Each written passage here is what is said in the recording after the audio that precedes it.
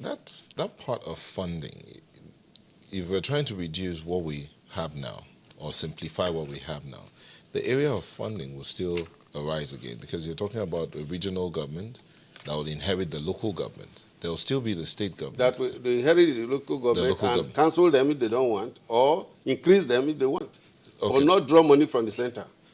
So who funds the regional government now? The regional government will fund itself through its own resources. In the region. And then the share of federal collections. So there will in immigration and other areas. By your recommendation, there will still be a sharing from the federal government. Of course. There will still be a sharing from the state governments to the regions. Yes. So the sharing pattern still remains. The sharing pattern is the but simpler. No, the collecting of resources, the collection of resources or moderating of resources within the state will now be shared on a pattern to be agreed, like the marketing boards of the First Republic. But how with this? What about the operators? I asked the question of the operators of the system, because even if you change the system, if the mindset or the person operating that system is still the same person that operated the failing system of before, would there be a difference? Is it not a Nigerian who was operating in 3 regions that is operating in 36 states now? Is it not the same Nigerian? We have 3 regions, we have 4 regions, we have 12 states, 19 states, 21 states, 30 states, 36 states. And people are even asking for more states. There is a reason we moved from that regional government to what we have now. Do you think that we have finally found it? Because I'm looking at some of the gains from the changes, which is in the chapter 6 of your book. And some of the advantages you state is a federal government with more time to plan for a powerful country. These are things that, someone can definitely not overlook. There are changes that a lot of people will agree. But from what you have, I'm sure that you must have discussed with people, some of the ideas that you have. What has been the feedback?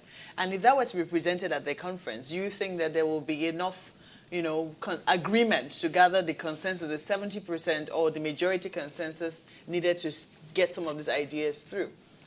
I am not a member of the National Conference. I am giving a document to Nigeria that will make Nigeria in the next 25 years make a statement to the world. Because Nigeria will not collapse. Nigeria does not just have a future, it has a mission. And when you look at futures and missions, it's not just material, it's also spiritual. We are all aliens on earth. We have an agenda, a program to run in Nigeria, and we must. If we don't fulfill, other people will come and fulfill it. God's agenda never fails. You can delay it. And I know what I'm talking about. I'm simply wondering because, there will be a lot of ideas at that conference, no doubt. And this is definitely one of them coming into the conference. I'm just asking, do you think that there will be enough agreement to be able to get a consensus to push this through? No, actually, I'm not even interested in what they do with it. I've only given them what I think is a solution. And I said, so, this is my own proposal. Bring your own, let's discuss. But don't let us go to war. Let us discuss. So far, this is my own proposal. So far, so good. Discussing with other people. I'm sure that, after you I even said it, I said, let's discuss them in churches, let's discuss them in mosques, let's discuss them at clubs, in youth forum, and so on and so forth. Have you discussed your ideas anywhere, apart from putting them down in this book? Look, the fact is, what I have here encapsulated in this little book is what I've been preaching for years, even as Minister of Information and Culture 1986 to 90, in letters to my countrymen. Okay. And I've always pushed these things as I moderated democracy between 1999 and 2011, every week for 12 years. I know what I'm talking about. No, my question is, what has been the response? No, you see, what I'm saying is, my own is to push out. The response is yours. If you like, throw it to the dustbin, but I suggested, that's my own. If you want a solution, I have given my own solution. Bring your own, but let us talk.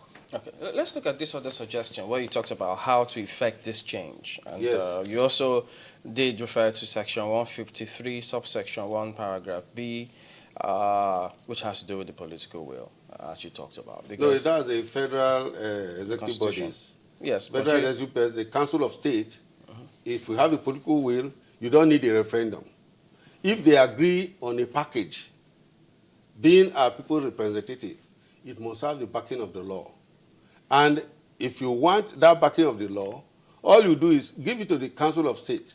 The president is the chairman of the Council of State. The vice president is the vice chairman. All the former heads of state are there. The attorney general is there. All the governors are there. The president of the Senate is there. The speaker of the House is there. The package, you ask the attorney general. The president will send the material to the Council of State because he has power to do so and say, oh, we have a problem of governance. I have set up a conference. This is their resolution to solve our problems. And now, here it is. And the Attorney General will collect other lawyers and they package it for backing of the law. And hand it President of the Senate, the bill, President of the Senate, Speaker of the House, all the governors. And they take it to the House, first, second, third reading the same day. It becomes law. Within 48 hours, you have changed the Constitution. Section 9 of the Constitution is there. You don't need a referendum. But the fact is, people will say, what if National Assembly refuses to do so? They are not to read it. They are not to debate it. They are to pass it into law. And they say, what if they refuse? How can they refuse? They have the mandate of the people. Sovereignty lies with the people. You lay siege on the National Assembly. Unless they pass it, they are not leaving. They will pass it. Do you know why the third-term project collapsed? They were debating it. They were moving towards endorsing a third-term project. And all of a sudden, they came in the morning and then dissolved it. You know what moved behind the scenes? It's when people are not confronted that they have the impression that they have power to do and undo. In other words, even the recommendations of the National Conference, as it is ongoing now, if they agree on something, the National Assembly should have no choice if it will move the country forward. If it will move the country forward, they send it to Council of State, they package it into the legal form, send it to National Assembly, first, second, and third readings, and then the states, the governors will give it to their speakers. The following day, they say yes, and it goes. And it's legal and constitutional. Well, one of the things we also know you want to talk about, so one of the areas where you've also been very prominent is in the media. What role do you see the media playing in all of this? You see, we in the media are even the problem. Everywhere in the world, the courts can adjudicate on any matter. But in Nigeria, there are two areas the courts cannot look into. The court cannot look into the time the military came in 1966 and left in 1990. All the area of lawmaking, you can't look into them. So anybody who says, go and punish those who did coup, they are wasting time because the court has no jurisdiction. The second area is Chapter 2 of the Constitution, Fundamental Objectives and Directive Principles of State Policy. The courts cannot look into Chapter 2 of the Constitution. And so that is why it's non-justiciable. But since you cannot have a lacuna, you cannot have anything missing in the area of surveillance, the press is told under Section 22, you have an obligation to monitor governance and hold government accountable. So the area the court cannot look into is the area of the press. The courts are to moderate what happens in Chapter 4, Fundamental Rights. The press is to moderate what happens in Chapter 2, that is fundamental duties. And for anybody to get up and say, oh, the press, Chapter 2 should be justiciable, is denying the press the power the people have given. So you have organs of government and an organ of governance. The press is an organ of governance. And the press in the Nigerian situation is constitutionally the fourth estate of the realm. You have as much right, you have oversight functions over the legislature, the executive, and the judiciary. Because Section 13 of the Constitution says all those who perform executive, legislative, and judicial roles must conform to the provisions of Chapter 2. And when they take the oath of office, they swear to abide by the provisions of Chapter 2. And the press is to monitor them.